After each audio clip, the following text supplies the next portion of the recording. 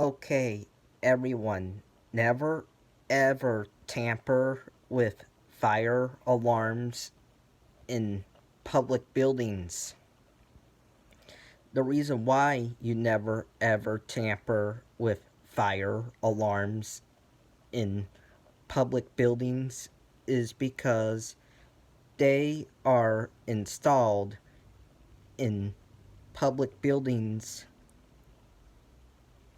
to alert people that there is a fire in the building and they must evacuate immediately.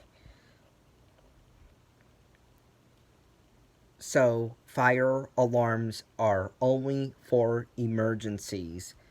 They are not meant to be played with.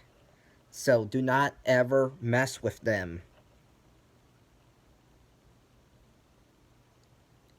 You don't pull them for fun. You don't take them off the wall or the ceiling. You don't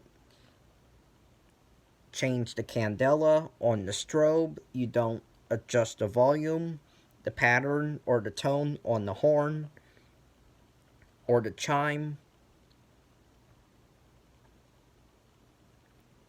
or the speaker. You don't take the fire lettering off.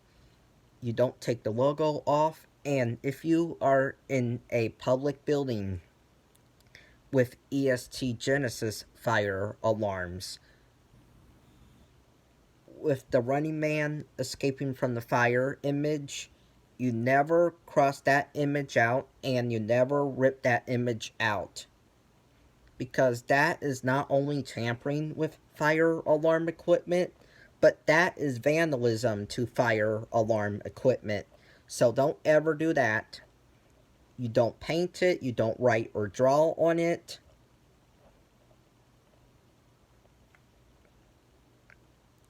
You don't tamper with the control panel or any other controls for the fire alarm system.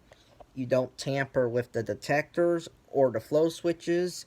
You never ever mess with fire alarms in public buildings.